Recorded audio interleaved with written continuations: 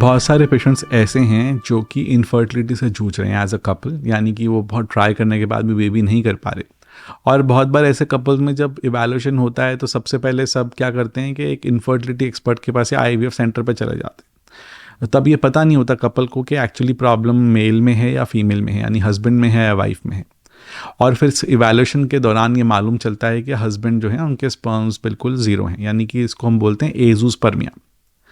अब एजूस्पर्मिया जो है वो करीब करीब 100 में से किसी एक पुरुष में होता है ना। और अगर हम सारे इनफर्टाइल कॉजेज़ को देखें, यानी कि इनफर्टिलिटी अगर मेल्स में देखें इन जनरल, तो करीब 10 से 15% जो मेल इनफर्टिलिटी है वो एजूस्पर्मिया की वजह से है, यानी स्पर्म्स जो हैं वो बिल्कुल ज़ीरो हैं। अब एजूस्पर्मिया थोड़ा डिफरेंट है एस्पर्मिया से। एस्पर्मिया मतलब सीमन ही नहीं निकल रहा, और एजूस्पर्मिया का मतलब होता है कि सीमन तो बराबर निकल रहा है बट उसमें स्पर्म्स या शुक्राणु जो हैं वो एक भी नहीं है।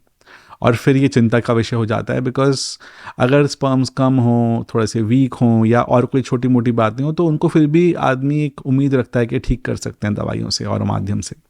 बट जब एजूस्पर्मिया का डायग्नोसिस लोग सुनते हैं तो काफ़ी घबरा जाते हैं, क्योंकि उनको लगता है कि एक भी स्पर्म नहीं है, अब आखिरकार मेरा बच्चा हो भी पाएगा या नहीं। और फिर काफ़ी बार जब फैसिलिटीज़ अवेलेबल नहीं होती आईवीएफ सेंटर्स में, तो बहुत सारे आईवीएफ सेंटर्स काउंसिल करते हैं कि आप एक बार डोनर इंसेमिनेशन के बारे में सोचिए, डोनर स्पर्म के बारे में सोचिए या अडॉप्शन कर लीजिए, क्योंकि हस्बैंड में स्पर्म्स तो हैं ही नहीं, तो हम आखिरकार स्पर्म लाए कहाँ से अंडे के साथ जोड़ने के लिए और बेबी बनाने के लिए। तो दोस्तों, आज इस वीडियो में हम एजूस्पर्मिया के बारे में और उसके जो कॉमन मिथ्स हैं, उसके साथ जुड़ी जो भ्रांतियां हैं और जो उसके इलाज के तरीके हैं, उनके बारे में एक डिटेल्ड डिस्कशन करने वाले हैं। तो इस वीडियो के 2 भाग होंगे। सबसे पहला भाग तो है कि एजूस्पर्मिया क्या होता है और वो क्यों होता है, और जो दूसरा भाग है इस वीडियो का वो होगा कि एजूस्पर्मिया अगर आपको है तो इसका इलाज कैसे किया जाता है। तो दोनों वीडियो आपस में लिंक्ड हैं, तो मैं अपने दोस्तों से रिक्वेस्ट करूंगा कि आप दोनों वीडियोस को गौर से देखें। तो दोस्तों, सबसे पहले शुरू करते हैं अपने वीडियो के पहले सीरीज से, यानी पार्ट ए, यानी कि एजूस्पर्मिया क्या है और ये किन किन कारणों से होता है। तो हमने पहले भी डिस्कस किया कि एजूस्पर्मिया का मतलब है कि स्पर्म्स जो हैं वो सीमन में, यानी कि जो पानी निकलता है पुरुषों का संबंध बनाने के समय, उसको हम सीमन कहते हैं, उसमें जो स्पर्म्स या शुक्राणु होते हैं जो कि एक्चुअली पुरुषों का डीएनए या जेनेटिक मटेरियल एग के साथ फ्यूज़ होने के बाद बेबी में ट्रांसफ़र करते हैं, वो स्पर्म्स ज़ीरो हैं, यानी कि बिल्कुल नहीं है। काफ़ी बार देखने के बाद, खोजबीन करने के बाद भी एक भी स्पर्म नज़र नहीं आ रहा। तो दोस्तों, जब ये स्पर्म ज़ीरो हैं तो सबसे पहले तो जो चीज़ करनी होती है वो ये होता है कि आपको एक और सीमेन सैंपल कराना चाहिए, बिकॉज एजूस्पर्मिया के बड़े छोटे मोटे कारण भी होते हैं। कई बार आपने सैंपल दिया, शुरू का पार्ट आपने दे दिया, बाद का पार्ट नहीं दिया, या स्पिल हो गया सैंपल, पूरा तरह से आप सैंपल को नहीं दे पाए और आपने बताया नहीं लैब में शर्म के मारे कि पूरा सैंपल नहीं है, तो ये डायग्नोसिस हो सकता है। या आपको कोई रिसेंटली बुखार आया हो और आपने उसके बाद सैंपल दिया हो तो कई बार ये ज़ीरो हो सकता है। ऐसी कंडीशंस में ये दोबारा करने पे ठीक आ जाते हैं। तो हमारे जो मान्यताएं हैं या जो गाइडलाइंस हैं वो ये कहती हैं कि अगर आपके एजूस्पर्मिया एक सैंपल में है तो प्लीज़ आप दूसरा सैंपल भी दीजिए, है ना, कुछ समय में दीजिए, 2 हफ्ते 4 हफ्ते। इसके बारे में कोई फिक्स्ड अभी नोशन नहीं है, कोई ऐसे रिकमेंडेशन नहीं है कि इतने में ही देना है, बट हाँ 2 से 4 हफ्ते का गैप कम से कम दीजिए और फिर से एक बार सैंपल दीजिए। उसमें हो सकता है स्पर्म मिल जाए और एजूस्पर्मिया ना हो सकता है कोई और बात हो या कोई बात ना भी हो। तो अगर एक बार ये आपने 2 सैंपल दी हैं और दोनों सैंपल में आपके स्पर्म ज़ीरो आए हैं, तो फिर आपको आइडियली मिलना होगा एक एंड्रोलॉजिस्ट से, जो कि आईवीएफ सेंटर के हिस्सा होते हैं आमतौर पे, बट क्योंकि एंड्रोलॉजिस्ट बहुत कॉमनली अवेलेबल डॉक्टर्स नहीं हैं, इस वजह से कई बार आईवीएफ सेंटर्स पे ये नहीं हो पाते हैं। और ऐसे में आपको ढूंढना पड़ेगा कि एंड्रोलॉजिस्ट आपके आसपास कहाँ हैं और फिर उनसे जाके एक परामर्श करना होगा। अब जो एंड्रोलॉजिस्ट हैं, जब वो आपको देखेंगे तो वो आपसे बहुत सारी बातें पूछेंगे, जैसे कोई हाल फिलहाल बुखार तो नहीं आया आपको, कोई आपको ऐसे कोई प्रॉब्लम रही हो जिसकी वजह से सीमन नहीं निकल पाया हो, या ऐसा कोई आपका सैंपल स्पिल हो गया हो, या फिर बहुत सारी छोटी छोटी चीज़ें आपको चेक भी करेंगे वो, है ना। और चेक करने के बाद देखेंगे कि गोलियों का साइज़ क्या है, दोनों आपकी जो नलियां हैं जिनको वास डिफरेंस कहते हैं वो हैं कि नहीं है। तो काफ़ी सारी चीज़ें वो आपको चेक करके और आपसे पूछ के कुछ निष्कर्ष तक पहुंचने की कोशिश करेंगे। अब एजूस्पर्मिया के बारे में जब वो देख लेंगे तो आपको 2 बातें बताई जाएंगी कि एजूस्पर्मिया के 2 ग्रॉस डिवीजन होते हैं, यानी कि या तो ऑब्स्ट्रक्टिव होता है या नॉन ऑब्स्ट्रक्टिव होता है। नॉन ऑब्स्ट्रक्टिव मतलब कि स्पर्म्स जो हैं वो गोलियों से बन ही नहीं रहे हैं, और ऑब्स्ट्रक्टिव का मतलब बन तो रहे हैं लेकिन कोई रुकावट है, आगे बाधा है कि वो बन के निकल नहीं पा रहे हैं, है ना? तो ये दो तरह के डिवीजन है, एक है ऑब्स्ट्रक्टिव, एक है नॉन ऑब्स्ट्रक्टिव। अब ज़्यादातर जो देखा गया है कि ज़्यादा कॉमन रीज़न जो है वो नॉन ऑब्स्ट्रक्टिव एज़ोस्पर्मिया का होता है। 60% लोगों में जो एज़ोस्पर्मिया है वो नॉन ऑब्स्ट्रक्टिव एज़ोस्पर्मिया है और 40% लोगों में ये ऑब्स्ट्रक्टिव एज़ोस्पर्मिया होता है, यानी कि कोई ना कोई रुकावट होती है। तो दोस्तों अगर हम बात करें पहले कॉमनर चीज़ की यानी नॉन ऑब्स्ट्रक्टिव एज़ोस्पर्मिया की, तो फिर इसके अंदर फिर से कुछ कारण हैं जिसको हम अगेन डिवाइड कर सकते हैं। प्री टेस्टिकुलर कॉजेज़ यानी गोलियों से पहले के कॉज, जहाँ पे स्पर्म बनने के अंदर कोई बाधा आ रही है या गोली अपने आप में कोई बीमारी है या कोई रीज़न है जिसकी वजह से गोली में ही स्पर्म नहीं बन पा रहा है। और फिर पोस्ट टेस्टिकुलर कॉज होते हैं, यानी कि गोलियों के बियॉन्ड कोई बातें ऐसी हैं जिनकी वजह से स्पर्म नहीं बन पा रहे हैं, और इसमें ऑब्स्ट्रक्टिव एज़ोस्पर्मिया के कॉजेज़ भी शामिल हैं। तो अगर हम सिंप्लीफाई करना चाहें तो हम कह सकते हैं कि पहले एक प्री टेस्टिकुलर कॉजेज़ हैं, फिर एक टेस्टिकुलर कॉजेज़ हैं और फिर पोस्ट टेस्टिकुलर कॉजेज़ हैं। इस तरह से हम इसको बांट सकते हैं। तो दोस्तों आप देख पा रहे हैं स्क्रीन में कि ये सारे कॉजेज़ क्या-क्या हैं। तो प्री टेस्टिकुलर कॉजेज़ जो होते हैं वो दिमाग से संबंधित हैं, हार्मोन से संबंधित हैं। ये एक ग्रॉस डिवीजन है।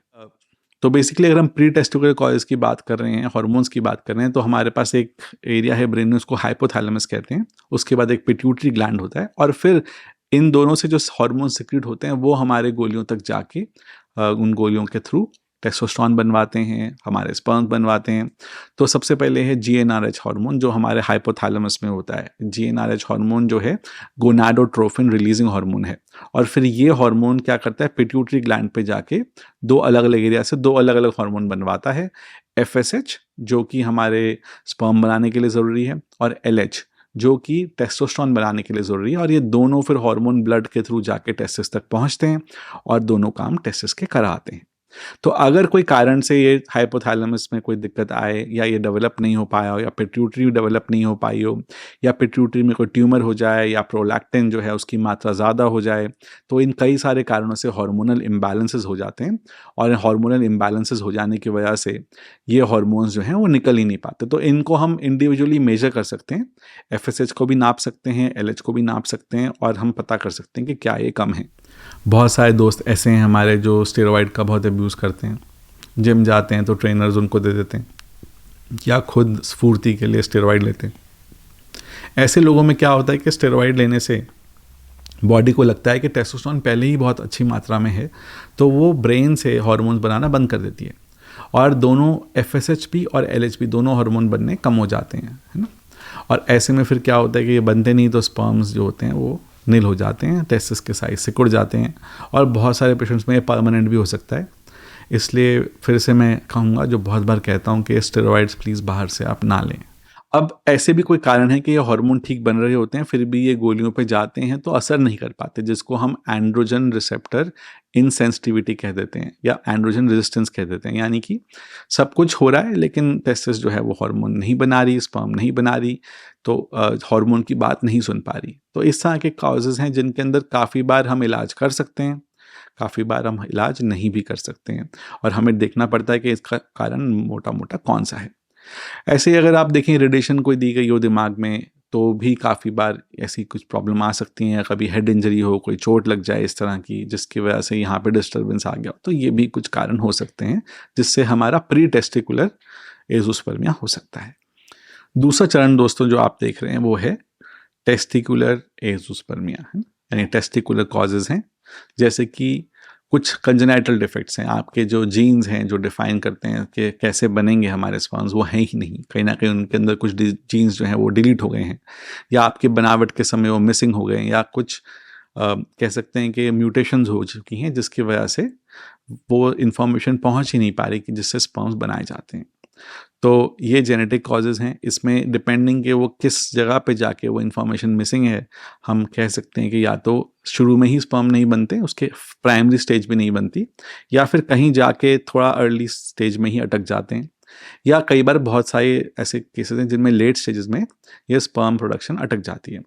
और बहुत केसेस ऐसे भी हैं जिनमें ये अटकती नहीं है, लास्ट में सिर्फ स्पर्म की पूंछ नहीं बन पाती या कोई डिफेक्ट्स बन जाते हैं। तो ये जेनेटिक कॉजेज़ अगर आपको हैं तो इनसे पार पाना थोड़ा दोस्तों मुश्किल है। फिर भी हम आगे बात करेंगे ट्रीटमेंट में कि कुछ पद्धतियों द्वारा हम ऐसे कंडीशन में भी स्पर्म निकाल सकते हैं और उसके बारे में आपको जानने के लिए अगला वीडियो देखना होगा। इसके अलावा दोस्तों बहुत सारी छोटी छोटी चीज़ें हैं, जैसे कि अगर आपको बुखार आता है तो टेम्पररी फैक्ट्री जो है वो डाउन हो जाती है, इसको भी हम टेस्टिकुलर कॉज मानते हैं। कोई भी बुखार आएगा, तापमान बढ़ जाएगा, और आप जानते हैं कि बॉडी जो है उसमें जो स्क्रोटम है वो बाहर रहता है बॉडी से, और 2 डिग्री का टेम्परेचर का डिफरेंस इसमें रहता है ताकि स्पर्म प्रोडक्शन प्रॉपरली हो पाए। अब बुखार आने पर ये डिग्री जो है ये ऊपर नीचे हो जाती है, तो जो भी एंजाइम्स हैं जो कि स्पर्म प्रोडक्शन में रिक्वायर्ड है, इन सब के अंदर काम करने में दिक्कत आती है। ऐसे ही अगर आपको कोई कीमोथेरेपी या रेडिएशन उस जगह में मिली हो तो भी हमारे जो सेल्स हैं जो स्पर्म बनाते हैं उनमें डैमेज हो जाता है, और काफ़ी टाइम तक ये डैमेज फिर रहता है, और ये पूरी प्रक्रिया स्थगित हो जाती है। सिंपल बीमारियां हैं जिसमें गोली नीचे तक नहीं आ पा रही, जिसको अनडिसेंडेड टेस्टिस कहते हैं, या टॉर्जन ऑफ द टेस्टिस जिसमें गोली घूम जाती है और ख़राब हो जाती है, या कभी कभी कन्फेयर जिसको हम माता निकल आए ऐसा कहते हैं और गोलियों में ये इफ़ेक्ट करती है, इसको मम्स ऑर्काइटिस कहते हैं। इन कारणों से भी टेम्परेरीली या परमानेंटली स्पर्म बनने का नुकसान हो सकता है। तो दोस्तों ये कुछ कारण हैं जो हम जब देखेंगे तो हिस्ट्री लेंगे तो जानकारी लेंगे तो आपसे, तो इनको पकड़ सकते हैं और फिर अप्रोप्रिएट मेजर्स ले सकते हैं। अब दोस्तों हम आते हैं लास्ट चरण पे, यानी कि सब कुछ हो रहा है, स्पर्म्स बन पा रहे हैं, लेकिन कहीं ना कहीं गाड़ी अटक रही है, वो रास्ता उनको नहीं मिल रहा बाहर निकलने का, इसलिए वो आपके सीमन में नहीं आ पा रही, जिसको हम ऑब्स्ट्रक्टिव एज़ोस्पर्मिया कहते हैं या पोस्ट टेस्टिकुलर कॉजेज कह सकते हैं। अब दोस्तों पोस्ट टेस्टिकुलर कॉजेज में आते हैं रुकावटें, जो अगर हम देखेंगे अपने पूरे ट्यूब्स को, तो जब आप देख रहे हैं कि स्पर्म बन रहा है वो टेस्टिस में सेमिनिफेरस ट्यूब्यूल्स में बन रहा है। अब ये सारी ट्यूब्यूल्स मिलके बनाती हैं रेटिटेस्टिस, और रेटिटेस्टिस से बनता है एपिडिडमिस, जो कि एक सिंगल ट्यूब है, बिल्कुल बाल से भी पतली ट्यूब है, पूरी मुड़ मुड़ाव करके ये 6 मीटर की ट्यूब छोटे से हिस्से में जाके कंडेंस हुई हुई है। और फिर इससे बनता है वास डिफरेंस, यानी वो नली जो कि स्पर्म्स को, मोटाइल स्पर्म्स को ले जाती है पेशाब के रास्ते तक। और फिर आती है इजैकुलेटरी डक्ट, यानी वो हिस्सा जहाँ से ये प्रोस्टेट में रास्ता खुलता है और ये स्पर्म्स वहाँ रिलीज होते हैं। तो इस तरह की कोई भी ब्लॉकेज इनमें आए तो ये रुकावटें हो सकती हैं। अभी ब्लॉकेजेस क्या हो सकती हैं, कई बार तो इन्फेक्शन होने की वजह से एपिडिडमिस में, रेटिटेस्टिस में, वहाँ पे जो ट्यूब्यूल्स हैं ये दब सकती हैं, फाइब्रोस हो सकती हैं, या इनके जो अंदर की नलियाँ हैं वो बंद हो सकती हैं, है ना। टीबी जैसे काफ़ी कॉमन सा कारण है। ऐसे ही अगर वहाँ पे बार बार इन्फेक्शन होते रहें, जैसे एपिडमाइटिस बार बार होता रहे, रेकरेंट हो, या काफ़ी लंबे समय तक चलता रहे, या फाइलेरियासिस है एक बीमारी जो इंडिया में काफ़ी कॉमन है, specially eastern UP Bihar side, तो इन सब लोगों को ये दिक्कत आ सकती है। ऐसे ही अगर आपके कोई चोट लग गई हो वहाँ पर, या नसबंदी हुई हो, या हर्निया का कोई ऑपरेशन हुआ हो, या कई बार कुछ कंजेनाइटल बीमारियाँ होती हैं बचपन से, जैसे कि congenital deficiency of the bilateral वास, CBAVD बोलते हैं इसको हम, है ना। तो वो वास जो है, वो नली जो है वो बनती ही नहीं है, और फिर ऐसे में भी स्पर्म ले जाना मुश्किल हो जाएगा। तो बन रहे हैं स्पर्म्स लेकिन वो बाहर नहीं आ पा रहे, है ना। या इजैकुलेटरी डक्ट ऑब्स्ट्रक्शन एक बीमारी है। इन सब बीमारियों में जो पोस्ट टेस्टिकुलर कॉजेज हैं, इसमें कई बीमारियों का हम ऑपरेशन से इलाज करके इस ब्लॉकेज को खोल सकते हैं। ऐसे ही एक इम्पॉर्टेंट रीज़न है जो वैसे तो पोस्ट टेस्टिकुलर कॉज में आता है बट ऑब्स्ट्रक्टिव नहीं है, जिसको वेरिकोसील के बारे में आपने काफ़ी बार सुना होगा मेरी वीडियोज़ में। ये वेरिकोसील जो है ये तापमान को बढ़ा देती है गोलियों के, और एक तरह से एक टेस्टिकुलर कॉज में भी आती है और पोस्ट टेस्टिकुलर कॉज में भी आती है, और फिर ये बेसिकली स्पर्म बनने से रोक देती है। अगर बहुत ज़्यादा सीवियर हो, हाई ग्रेड वेरिकोसील हो, तो ऐसा होता है। तो दोस्तों आज हमने इस सारे कारणों को समझा है कि एज़ोस्पर्मिया क्या होता है, ये ऑब्स्ट्रक्टिव नॉन ऑब्स्ट्रक्टिव एज़ोस्पर्मिया में क्या फ़र्क है, और pre testicular, testicular, post testicular causes जो हैं वो कैसे कैसे होते हैं। अब इनको डिफ्रेंशिएट करने के लिए किए जाते हैं कुछ टेस्ट, यानी कि कुछ ब्लड टेस्ट होते हैं, जैसे testosterone hormone, FSH hormone, LH hormone. कई बार अल्ट्रासाउंड की ज़रूरत पड़ती है, कई बार हम सिर्फ चेक करके ही मालूम कर लेते हैं कि कहाँ कहाँ इश्यूज़ हो सकते हैं, है ना। गोलियों के साइज़ को नापा जाता है, समझा जाता है, वेरिकोसील को रूल आउट किया जाता है, तो इसके लिए अल्ट्रासाउंड की ज़रूरत पड़ती है। इजैकुलेटरी डक्ट ऑब्स्ट्रक्शन को रूल आउट करने के लिए एक स्पेशल अल्ट्रासाउंड करते हैं, ट्रांस रेक्टल अल्ट्रासाउंड, जिसको ट्रस बोलते हैं। और बहुत बार नलियों में रुकावट देखने के लिए वेजोग्राफी नामक एक टेस्ट किया जाता है। इनके ज़रिए हम पहुँचते हैं एग्जैक्ट कॉजेज़ तक, और अगर कॉजेज़ नहीं मिलते तो बहुत बार हमें एक बायोप्सी करके साथ साथ उसमें अगर स्पर्म मिले तो उसको क्रायो प्रिजर्व करना पड़ता है, जिसको हम टेस्टिकुलर बायोप्सी कहते हैं। तो इन कारणों से हम समझ पाते हैं कि लाइकली रीज़न क्या है। ऐसे ही बहुत सारे पेशेंट्स में जो जेनेटिक कारण होते हैं तो जेनेटिक टेस्ट किए जाते हैं, वाई क्रोमोसोम माइक्रो डिलीशन और कैरोटाइपिंग, जिससे हम मोटे मोटे जेनेटिक डिफेक्ट्स को पकड़ सकते हैं। बारीक डिफेक्ट्स, छोटे छोटे डिफेक्ट्स को तो नहीं पकड़ सकते, बट मोटे मोटे डिफेक्ट्स को पकड़ सकते हैं। और फिर हाँ शुरू होता है हमारा इलाज। और इलाज क्या है, कैसे किया जा सकता है, इसमें क्या क्या ऑप्शंस हैं, ऐसे कपल्स के लिए जिनके स्पर्म्स नहीं हैं फिर भी उनका बेबी कैसे कर सकते हैं, इसको जानने के लिए हम अगला वीडियो देखेंगे और फिर से मिलेंगे।